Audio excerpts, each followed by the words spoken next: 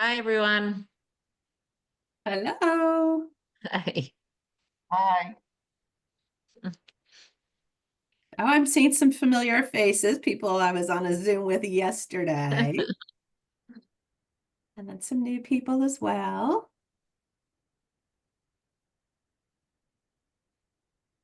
So we had quite a few people register, so we're thrilled.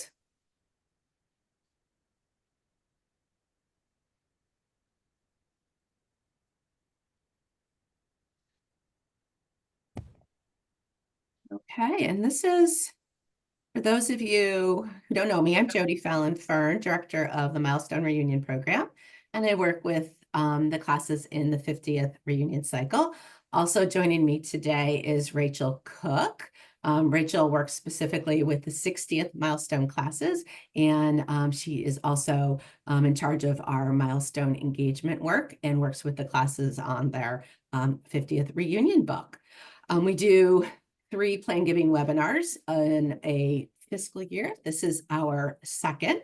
And I'm going to briefly turn this over to Ann Sanford, who is the amazing class of 1975, who will be celebrating their 50th reunion this May. I'm so excited to welcome the 50th class back to campus. Anne is a wonderful volunteer for Smith.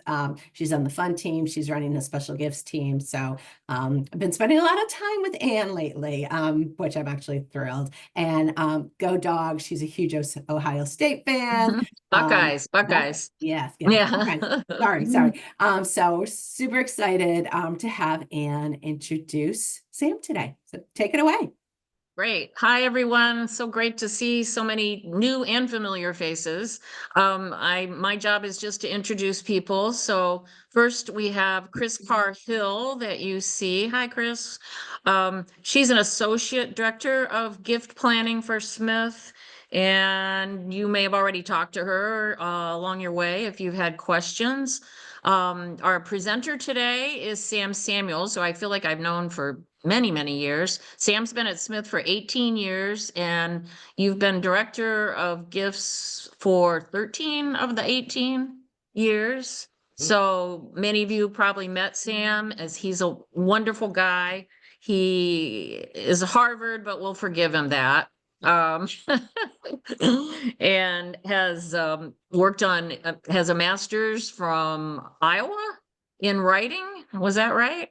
Nonfiction writing? Yeah, I never quite finished that degree. Ah, okay, yeah, but you're working on it. That's okay. I'm working on one from 50 years ago too. And Sam went to NYU Tisch in acting, so his presentations, everyone, if you haven't seen, are not boring, not fuddy-duddy, and will make you understand some of the complexities of our major gifts that we are hoping everyone makes before the next reunion. So welcome, everyone, and I'll turn it over to Sam. Thanks, Anne. I really appreciate your kind words of introduction. In a minute, I'm gonna disappear and replace your screen with my PowerPoint presentation. But just before I do, I want to just thank you all for coming. And before you even think of the question, I'll answer it for you. What the heck is behind me here? I do a lot of work with the Smith College Museum of Art on gifts of money for their initiatives and also gifts of art. And I try to make my virtual background in Zoom meetings some work of art from the Smith collection that I had a role in bringing to Smith College. And this is a work that was donated last year by the ever wonderful Sylvia Lewis, class of 74. So I just love this piece, and I love that Sylvia was willing to give so much of her collection to Smith. So it's my current virtual background for Zoom conversations. So having said that, we have a great attendance today, 35 participants I see. I'm going to share my screen and launch into the matter of the day here. So you should now all be seeing a screen that just says leave a legacy for Smith. You're seeing that now, right? Okay, great. A webinar for 50th reunion classes. So what are we talking about here? So as director of gift planning, I work primarily with alums and occasionally non-alums on gifts to Smith that will come later. Planned gifts, we'll encounter some jargon today. For those of you who aren't familiar with this concept of a planned gift, it's a gift that you set up now that actually comes to a Smith or other charity, if you have other charities in your plans too, later. And today we're going to focus on a subset of that that's probably the biggest subset that we call bequests. And we use the term bequest intentions because the donor, you're still with us. You have announced your intention. We're not getting this gift during your lifetime, and so we call it an intention as opposed to a realized bequest, which comes to us at the end of the donor's lifetime. Often these, also sometimes called legacy gifts, often these are the largest gifts that a donor makes in their lifetime. That's understandable. I mean, you give to Smith as you can during your lifetime, but often it's the assets that you're planning to distribute upon your death. And I apologize in advance for the use of the D word, but let's face it, we're talking about gifts that come to the college usually at the death of the donor. So mortality becomes part of our conversation. But often those gifts are much larger than what people can give during their lifetime. Many people make their annual gifts to Smith or even special gifts to Smith from their income. But the gifts that we're talking about come from assets rather than income. And anytime you start thinking about giving assets rather than from your income, well, it becomes possible to become more generous, typically. And when you do set up a planned gift for Smith College, that can often be included in your class's reunion total. And I'll talk a lot today about how that works. And it also, if you inform the college of this, you get recognized by becoming a member of the Gray Court Society. And here on the bottom of this screen, you'll see the logo of the Gray Court Society featuring the Gray Court gates, which you're all very familiar with. And that blue image on the bottom right here is the pin, the Gray Court Society pin. I know many of you have this pin because I recognize faces and names of people who are in the room now, the virtual room. Giving you this pin denotes your membership in the Gray Court Society, and we encourage you to wear it when you come to Smith and for reunion. We know that people have included Smith in their estate plan, sometimes because they've seen their friend or classmate at reunion wearing that pin and saying, hey, that's kind of cool. Where did you get that? Well, there's only one way to get this pin, and that's to name Smith in your estate plan as a beneficiary, and to tell the college about it. So we encourage you to wear that pin once you have it. So there are a lot of different ways that you can set up a bequest intention, a lot of different ways that you can make Smith a beneficiary of something that will come to the college at the end of your lifetime. The most common of which is, you guessed it, to name Smith as a beneficiary in your will, or if your attorney has decided that it would be smart for you to have a will and a trust as well, of your trust. We get these all the time. People are including Smith as beneficiaries in their wills or trusts, and that's wonderful. But it's not the only way that you can make this kind of gift to Smith.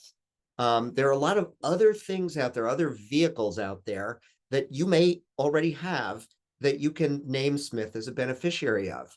And I've bulleted out a couple of them. Probably the most common one, and I am going to talk more about the details of this a little later, is naming Smith as a beneficiary of a retirement account, like an IRA, a 401k, or a 403b. Those are probably the three most common, but there are a lot of other ones. Certain classifications of government employees have other kinds of specialized retirement accounts. And, you may remember when you first got your first job and you were suddenly you had a retirement account, they made you name a beneficiary. And at that time, chances are good that, most people's first response is to decide to put their closest relative down there as their beneficiary, maybe their spouse, maybe their kids. I've talked to a lot of younger alums who just sort of reflexively put their parents in there.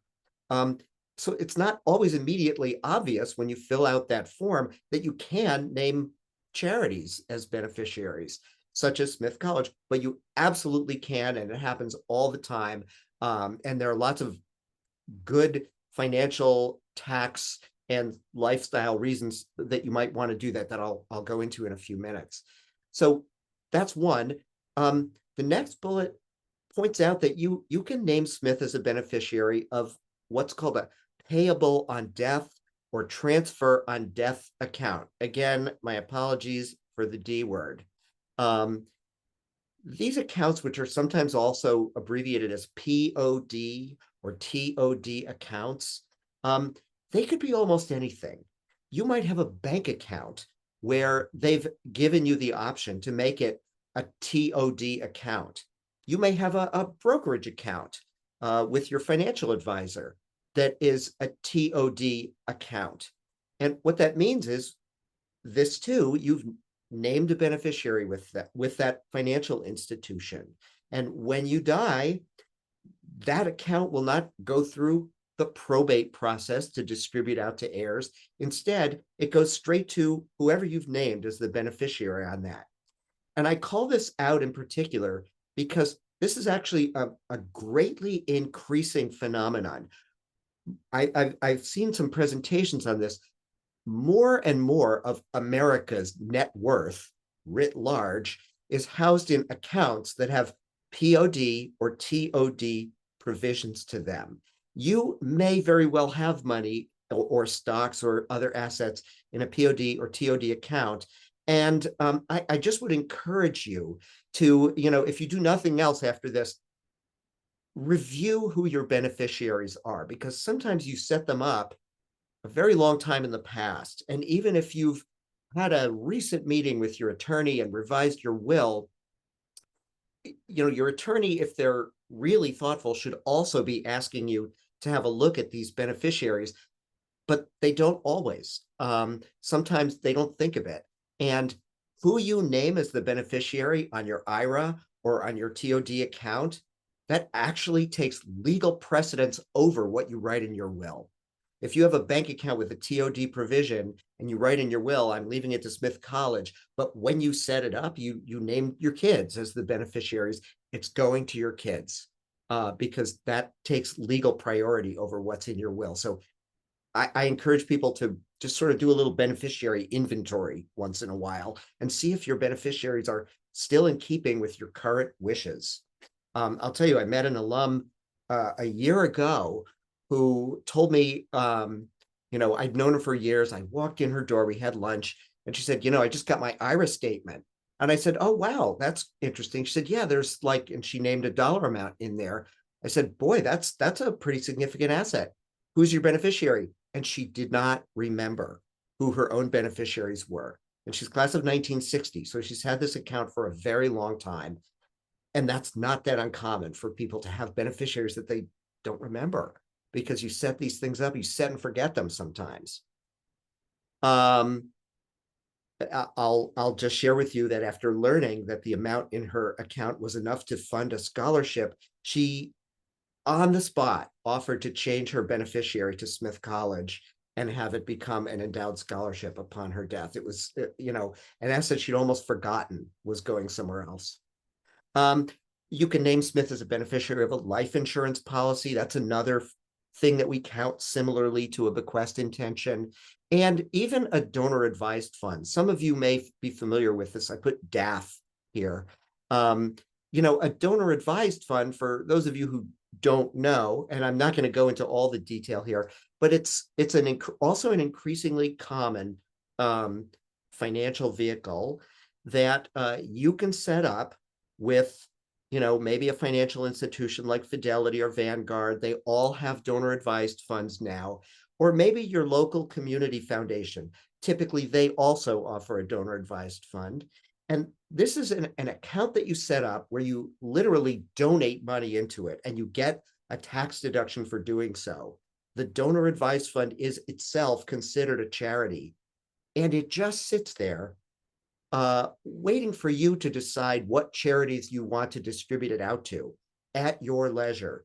You can, if you have a big taxable event, a big cash windfall, and you put a lot of money into a donor advised fund because you need a big tax deduction this year, but you're not quite ready to decide what charities you want it to go to, you can put it in a donor advised fund, and then at any year you want, you can distribute that out to charities. You're under no obligation to distribute it immediately. Those are increasingly common, and often they do give the donor the option to name what charities will be distributed to upon their death. And so when people do that and they name Smith, we consider that very just as if it was in a will. We count that similarly. So those are some examples of other things, or a variety of things you can name Smith as a beneficiary of. I'll also add, just a little housekeeping note. We've got 40 people in this room. I love getting questions, but I would say if you have questions as we go along, please put them in the chat. Chris is great about monitoring the chat, and when we reach a natural stopping point, Chris, you can let me know that there's some questions for me, and we'll try to have a little time at the end too. So naming Smith as a beneficiary of a will is a very flexible option. Many people have a lot of individuals and organizations that they care about, and a smart lawyer in partnership with you can set up your will so that it's taking care of the organizations and people that you care about in the right amounts. A bequest for Smith can take a lot of forms in someone's will or trust. It can be for a specific dollar amount. That happens frequently. It can be for a percentage of an estate. It can be at the upfront. A lot of wills have a sort of order of operations where they might say, well, first I want to see this distributed to these people and individuals. And then what's left can be distributed as follows. So Smith can be in the upfront part, or it can be in the what's left part, which we call a residuum. If you are thinking about doing this, we have some sample language that's up on our website. I give the web address here, and it'll show up at the end on my last slide too, that you can share with your attorney. And we're always happy to talk with you about customizing that language if there are specific things that you're hoping to leave money for at Smith. Speaking of which, bequests can go to a lot of different purposes within Smith. They can be undesignated. That's always wonderful because we really don't know what the college's major financial needs are going to be in the many, many years between now and the end of your lifetime. So undesignated bequests give the college the flexibility to do things like, well, gosh, right now we're building a new career center. A bequest might be a great fit for that. It might be, that we're also right now we're putting geothermal into Smith College. So it may be that someone who set up a bequest that was undesignated years ago and they die this year, that might be what we apply the money to. But it doesn't have to be undesignated. It is possible, in fact, it is frequent that people name a specific purpose in their will. We hope that purpose will be broad enough and sort of evergreen enough that we know that Smith will be able to use that money for that purpose in that uncertain future date. And that's why we hope that you'll talk to us before you write a restriction, as we call it, into your estate plan. We know that some things are evergreen, like financial aid. You know, we will probably never run out of need for more money to award students in scholarships. That's a pretty safe one. You know, it's rare for Smith to do away with an academic program. If you leave your money to and specify, well, I want this to be for the art department or for the engineering program, well, we'll have that program at the end of your lifetime. And if the bequest is large enough, it may be possible to do something special with it, like place it into the Smith College endowment, at which point it wouldn't be spent down, but the income from it would benefit Smith every year in perpetuity. That's a little less common, but still, you know, it happens with some regularity that people set up large bequests that meet that threshold to make it financially smart to not spend it, but just spend the income from it. And as I say, if you do choose to designate it, or if you're interested, please talk to us. We'd love to have that conversation with you. And, you know, sometimes people do have ideas that sound great, but that are impractical for Smith for various reasons. And we can always arrive at something that fits your wishes and also works for the college. You know, I'll give you a great example. I'm sad to say that a member of the class of 68 passed away last year, who I'd had many good conversations with, and she had struggled while at Smith with mental illness herself. And she wanted to establish a scholarship for a student who had a particular psychological ailment. And it turns out that that's not allowed. We're not legally allowed to force a student to disclose a disability in the course of applying for admission or financial aid. But after some good conversations, we arrived at a solution where instead her bequest is going to fund the operations of our counseling center, so that those students who do struggle with psychological ailments while at Smith will get the help that they need to get through. That was for me, one of the best examples I know of having that conversation to arrive at a designation that absolutely fit the donor's wishes, but not in the way that she would have originally thought, and that Smith can really use. So here's a great example of someone, Marion Hertz, 77. I don't know if any of you here are in 77 and knew Marion. Unfortunately, we lost Marion this last year, and her estate is still in probate, so we've not yet received her bequest, but it's coming. And for those of you who may remember Marion, she was a real athlete. She told me about every sport that she played while she was at Smith, and in her spare time, she played all the house sports. She led her house to the house athletics championship, and in between, she officiated high school games of all kinds. You know, Marion would send me pictures from whatever half dozen countries she would visit every year. She was constantly traveling. During her life, she visited over 120 countries, and you know, here she is in, I think, Antarctica. She named Smith as a beneficiary of her will, and she did designate it for athletics, which actually is a wonderful designation where right now you know, you've heard about the strength of some of Smith's athletics right now. Our basketball team made it to the Final Four last year for the first time in Smith's history. And we're really actually pushing to raise more money for athletics. So Marion's gift was really, really welcome. Sam, Yeah. several people pointed out that Marion's class year is actually 1975. Uh-oh, my mistake. Oops. So just I wanted to apologize for clarify. that. Thank you. Okay. How did I do that? So I've said that some of these gifts get counted for credit toward the class's reunion total. Let me explain a little bit how that works.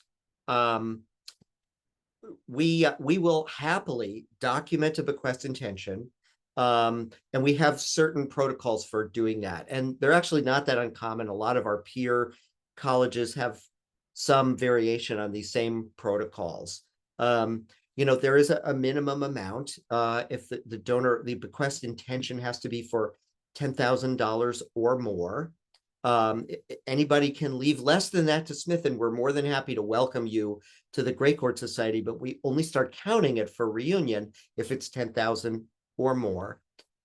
We ask you to fill out a simple form. It's called a statement of intent, and it's not legally binding in any way. It doesn't obligate you to leave this money to Smith. It's not something we could or ever would. If we don't get a bequest at the end of your lifetime, we would never like take legal action against the estate. This is just simply a snapshot of what your wishes are right now. We also ask you to provide us with a photocopy of the page or section of your will or your trust, or if it's an IRA, say that the beneficiary designation page that shows Smith is a beneficiary. We try to be a little businesslike about this because, there have been cases before we started doing this when people would say that Smith is in their will, and then at the end of their lifetime, we find out that really wasn't. They meant to put us in their will, but this simple step of asking for that page has actually motivated some people to go ahead and put their wishes on paper legally. We don't count it at 100%. We discount the credit that we count toward the class for a few reasons. One is, well, these gifts are, as I say here, revocable. You can change your mind. And also, stuff happens.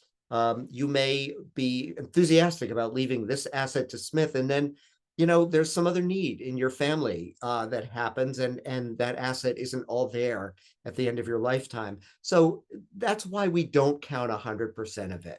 We also don't know when we'll get it. We hope we don't get it for a very long time. But those of you who took economics at Smith will recall the time value of money. $1 now is worth less, or is worth more than $1 later. So the way we do it is for your 50th reunion, we count 50% of the value of that bequest. For people who didn't do this at their 50th and who want to do it at a later reunion, at a 55th reunion, we count 55% of the credit. And I'm sure you can see where this is going. At the 60th reunion, we count 60%, and so on and so on. So people ask this question a lot. Like, we'll say, well, I don't think I should document this because I really don't know what the amount is. Maybe it's a percentage, or maybe it's a percent of the residuum at the end of handing out dollar amounts to all these other institutions and people. So how do I predict what it'll be? That's really common situation. So what we ask is just use your best estimate of the current valuation. If your estate is worth X now and Smith is getting X% of it, if you do that math now, that's what we'll use as the basis for counting, with the full understanding that that will most likely change over your lifetime. And that's another reason why we're comfortable with the discounting, because of the uncertainty of what that's going to be worth later. We've been doing this for, coming up on 10 years now. And so we don't have a very, very large sampling of people who booked their bequest intentions and who've now died. And so we're really not sure if we're ultimately going to see more or less, but our early evidence is that we end up usually seeing as much as the donor intended, sometimes even more. And as a class, we're reasonably confident that if your class books X for your 50th reunion, and some people's bequests eventually come in lower than expected, other people's will come in higher than expected. And so we're very comfortable booking this and feeling like we're not necessarily over promising and under delivering.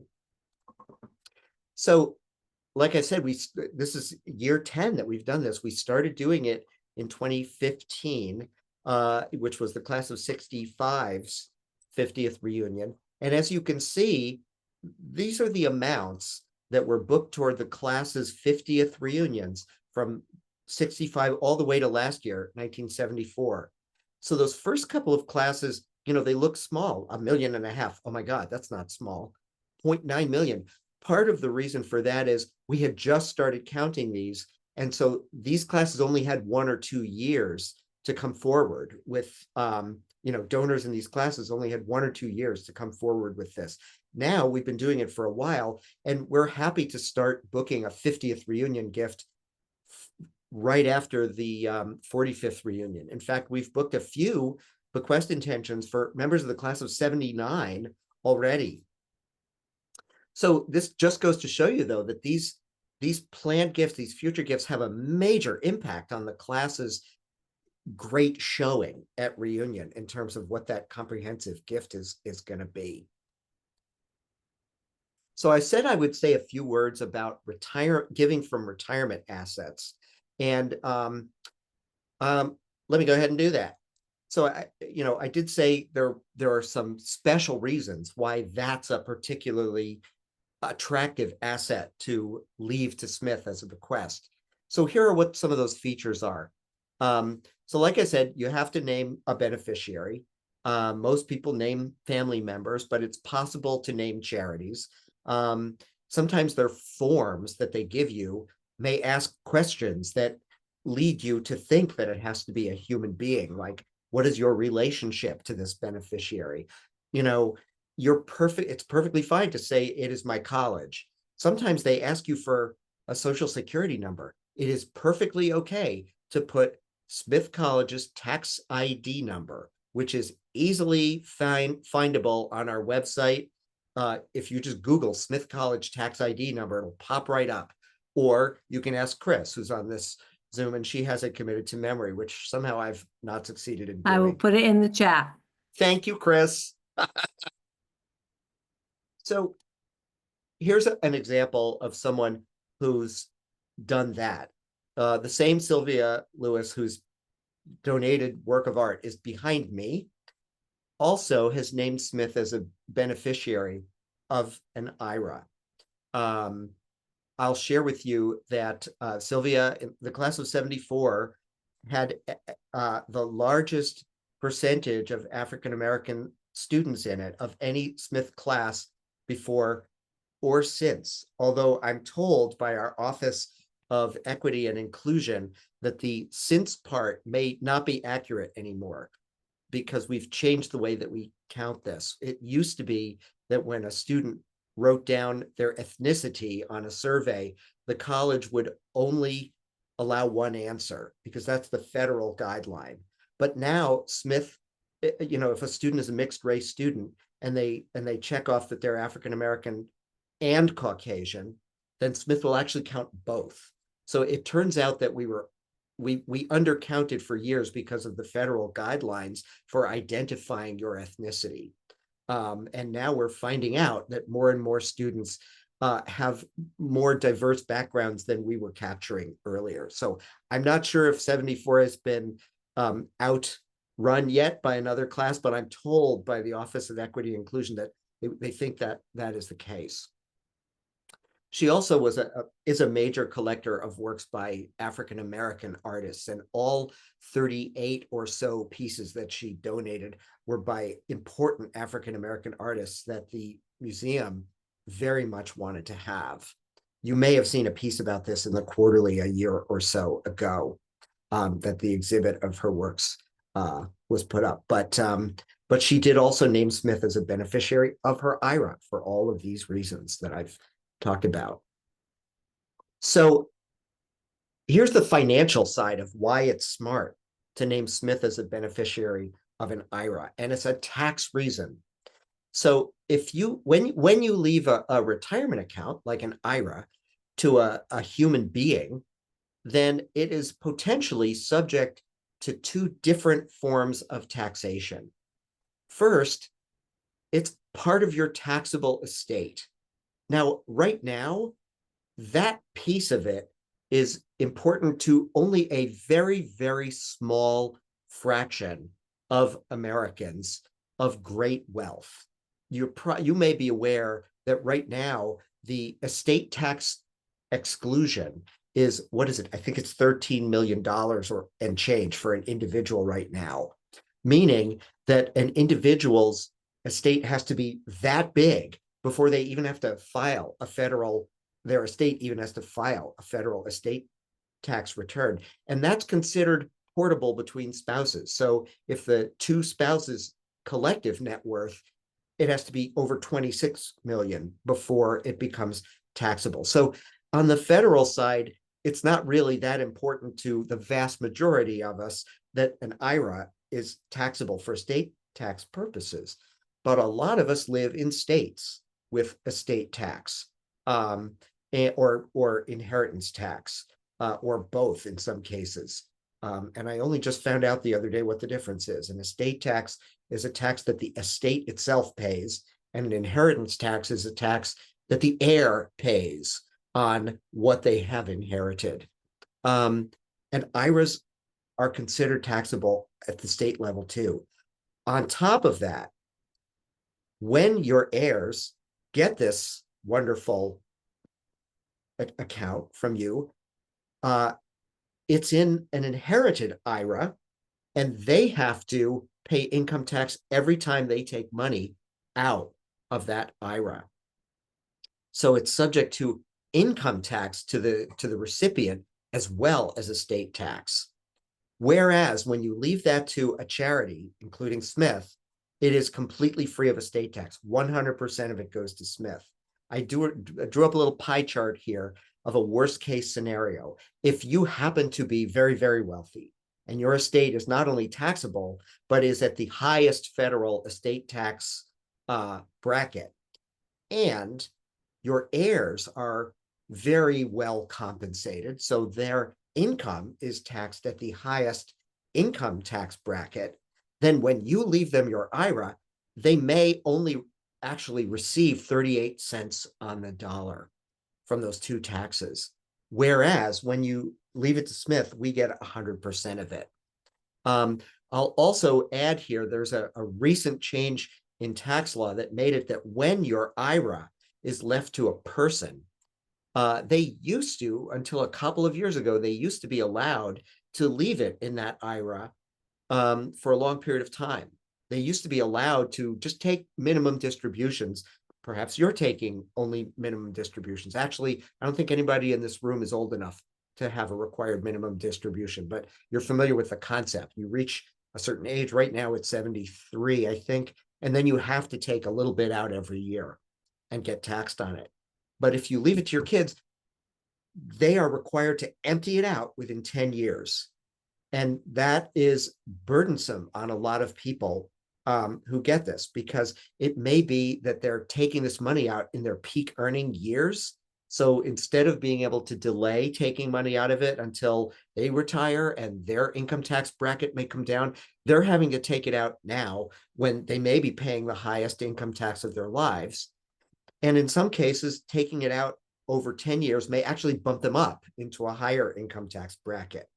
So for all those reasons, it can be very tax efficient to name a charity as a beneficiary of your IRA or 401k or whatever. It's also simple.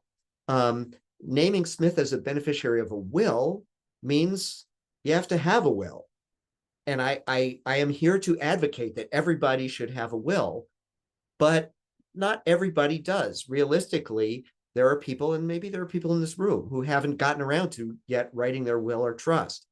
Well, if you name Smith as a beneficiary of your IRA, you don't have to have a will. And if you do have a will, you don't have to revise the will at that time. You don't have to pay legal fees to do it. All you have to do is contact your IRA administrator, your Vanguard or Fidelity or TIAA-CREF or whoever it is, and tell them that you want to change your beneficiaries. Sometimes they will send you a form or ask you to download a form. Sometimes they'll let you actually do it online. And so it's actually a simpler way of naming Smith as a beneficiary. I will add, since I'm talking about IRAs, that there is a recent development that is not going to affect most of your classes, but that is maybe some of you, especially those of you in 75, who may be 70 and a half years of age or older. At the age of 70 and a half, you are allowed to use your IRA to make a distribution to charity. And normally when you take money out of your IRA, you have to declare it as income and then you pay tax on it. But when you don't take it yourself, but instruct your IRA to send it directly to Smith College, then it doesn't count as income. That's been true for a long time, but the news that is new and actually kind of exciting is that you can now take that distribution from your IRA that goes to charity and use it to fund a charitable gift annuity that will pay you income. I'm going to talk a lot about charitable gift annuities at our next webinar. But for now, suffice it to say, a charitable gift annuity is a gift you make to charity and then the charity pays you a fixed income for life. So right now, the current rate of income, and it's based on age, for a 72-year-old, I just picked that number, is 6.6%. So it's possible to draw as much as, this year the limit is $55,000 from your IRA, transfer it straight to Smith, and Smith will pay you 6.6% on that for the rest of your lifetime. This has actually caught on with a lot of Smithies. We have well over, since in the 2 years since this was enacted, we've done something like 20 or 25 of these annuities funded from people's IRAs. And if you happen to read the Wall Street Journal's article that appeared about a year and a half ago, explaining this new interesting financial philanthropic tax option, Smith College was heavily featured in that article because as of that time, we had closed something like 5 of these gifts, and none of our peer colleges had closed even one yet. Smithies were way ahead of the curve, and the Wall Street Journal caught on to that and interviewed one of our donors on that. So that's another cool thing that you can do charitably with an IRA. Okay, it's 4:43. We're coming into the home stretch here. Let me explain the gray court match. So right now, here's another interesting motivation to share information about your estate plans with Smith. Right now, we have some matching funds that are available to match your planned gift. A very, very generous gentleman who has asked not to be named, but who is the widower of a deceased member of the class of 59, has made a $1.8 million commitment to Smith College.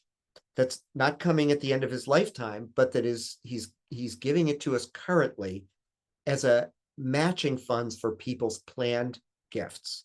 So the way it works is when you document your bequest intention with Smith, 10% of the amount that you document will come from this gentleman now for financial aid. And there's a cap on that. That cap is $10,000 per match. So if you're leaving Smith $10,000, we will get $1,000 from him. If you're leaving Smith $100,000, we will get $10,000 from him. If you're leaving Smith $200,000, the cap is 10, so we will get $10,000 from him. And we chose that cap specifically because we did not want to see this match get all gobbled up by a small number of very large bequests. We would much rather take our time and let more people participate in this match.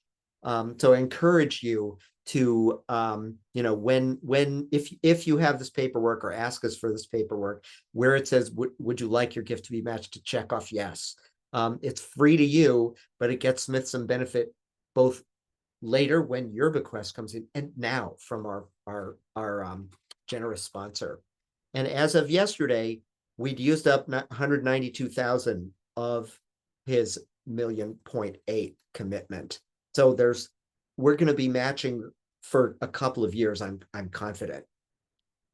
I see a few more questions have shown up in the chat. Chris, are you keeping an eye? Is there anything I should answer soon? Nope, I've answered them all. Oh, great. Thanks. Okay. And lastly, why do we do this? We do this for the students. I should probably update this because it's but this is like a great picture that we got of a student who went through Smith College on a scholarship that was set up by a donor. Mrs. Shepherd, Nancy Prudenier Shepherd, 41. Nancy made a gift during her lifetime to establish a scholarship. I will share with you that the threshold to do that during your lifetime is $150,000. Although we actually have some matching funds there too, so you can do it for 100,000, and then another anonymous donor will contribute 50. So Mrs. Mrs. Shepherd set this up during her lifetime for some amount above that, but then she also had a very substantial planned gift, and at the end of her lifetime, the scholarship was greatly increased. And it does have a restriction on it. It has to go to a student from the state of Iowa. Abigail was a public school, serves as a public school teacher and is now works for Apple in Iowa City, Iowa, a great town that I lived in for while I was getting that, doing that graduate school degree that I never finished that you talked about. I did all the coursework. I got what I needed out of that. So that's really why we're doing this. It benefits Smith students in the future. So here it is, 4:47 with 13 minutes left. I would love to open the floor to any questions. I'll leave this screen on for a minute. This is our staff. You see me and Chris. Camlin has been with us for over 25 years. Deb, our able admin coordinator, has been with us for 8 years now. Collectively, the 4 people pictured here have been in planned giving at Smith College for over 80 years. So we've done a lot and seen a lot of different things. I ask you to call these general numbers rather than me directly, because here I am talking to you, and, if you want to call people, think, oh, I'll call Sam. And that's great, but I do travel for Smith. And so I don't want to be, the bottleneck in your path for information. I ask you to, call or email these general numbers. Deb will triage these questions and get you the answer from the person who can best answer it most quickly. So while that screen's up, what questions can I answer? Feel free to unmute yourself if you'd like and pipe in with a question. And I know there are some brewing in your minds because you're Smithies and you have great questions.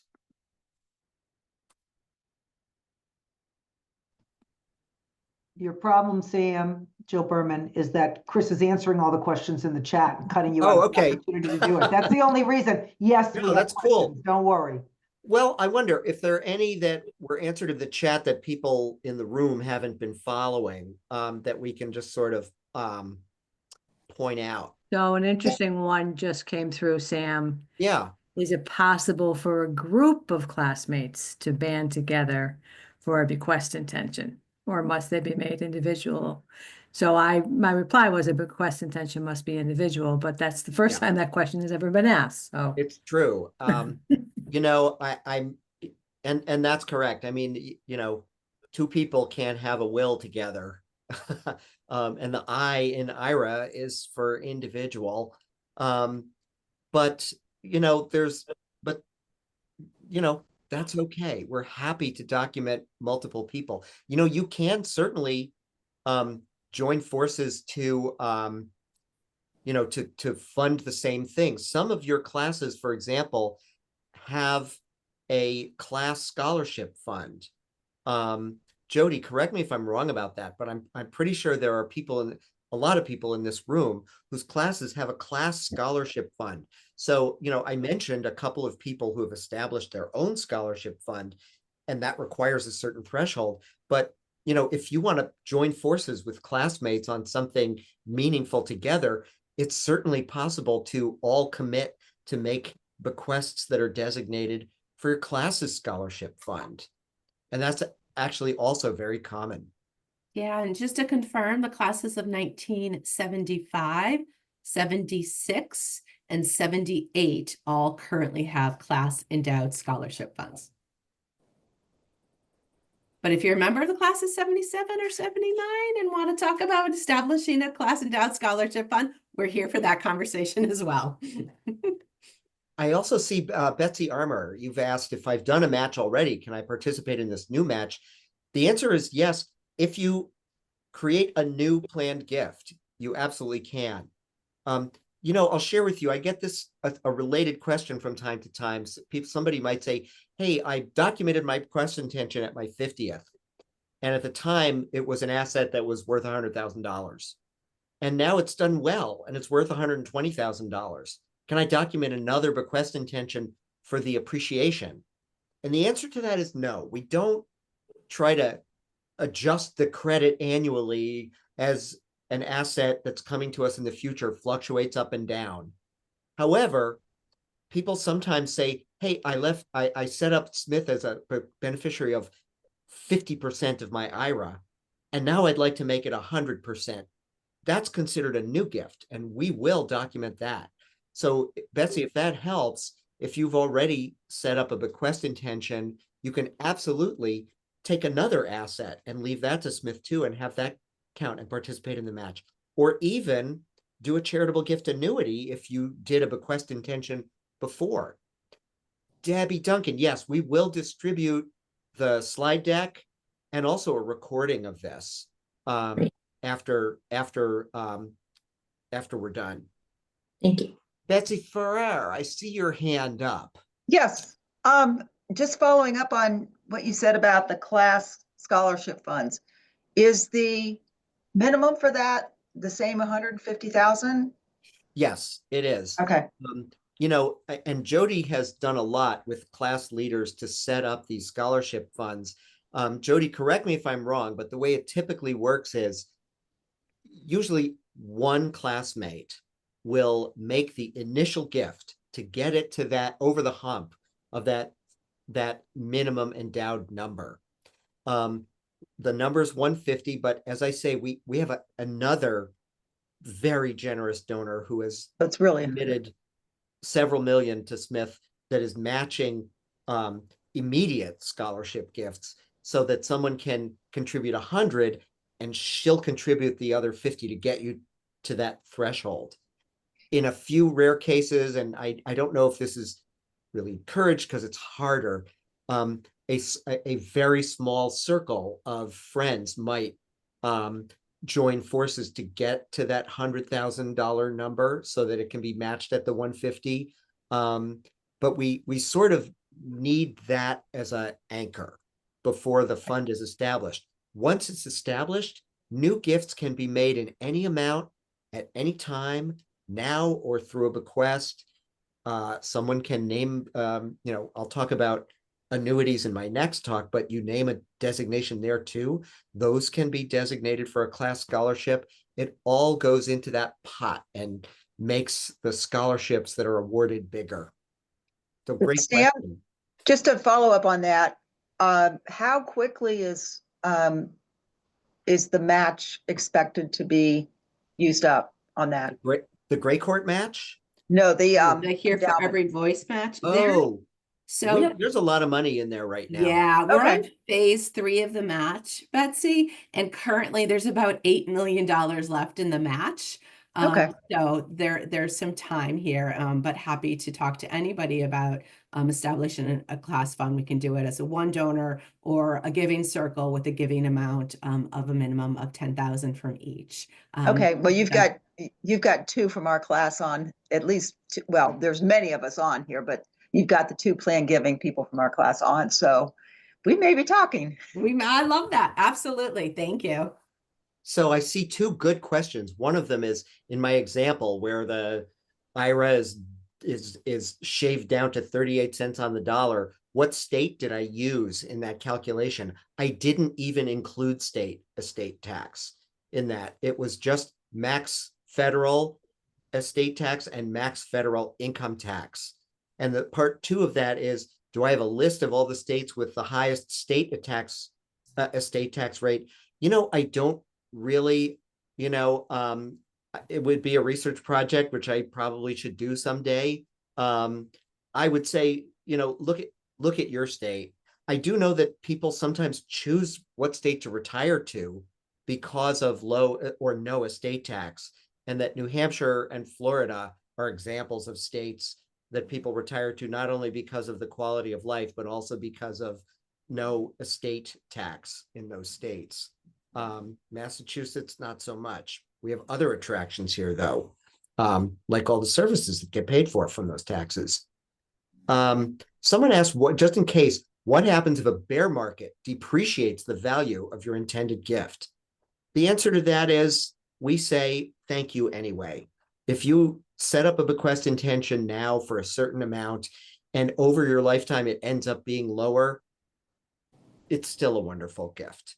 In fact, if I'll get into the weeds a tiny bit, in certain cases, if you have a very large bequest that's large enough to meet that scholarship minimum of 150 through your will, we will happily sign a scholarship agreement with you, and that scholarship fund will sit there dormant during your lifetime, and it'll get funded when you die and start giving out scholarships.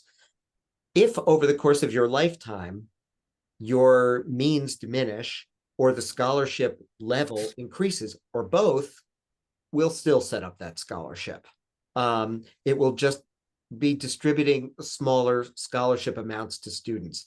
During your lifetime, we have to stick to that minimum, but we're not going to penalize you for doing the wonderful thing of sharing info about your estate plan with us and then having that info change over your lifetime. That's not necessarily true of other forms of endowed funds, but for scholarships, we can have that bit of flexibility. 4:57, 3 precious minutes. What are the good questions? Publications like Forbes often publish state, thank you, Gwen, often publish estate and inheritance taxation rankings. Caution, such lists are based on evolving, moving targets. You know, interestingly, I just the other day, the question of Pennsylvania estate tax came up. If anybody's here from Pennsylvania, it's really convoluted because they don't have an estate tax, they have an inheritance tax, and it's not graduated based on the size of the bequest. It's graduated based on the closeness of the family relationship between the decedent and the heir. It's weird. It's like you pay nothing when you leave to your spouse, but you pay 4.5% when you leave to your kid and 8%. Oh, Gwen, you're from there. Maybe you're familiar with that. Yeah. So every state is got its own quirks. Sadly. Well, we'll have to get into why you're sadly from Pennsylvania at some point offline. Other questions? Or are we wrapping up? If you have more questions, please, call the number or email the email address that I had up there. It's also easy to find on our website. If nothing else, I remember, will they're gonna thank get a you. recording. You'll get the recording, so Yeah, that was the last slide. Thanks, Betsy.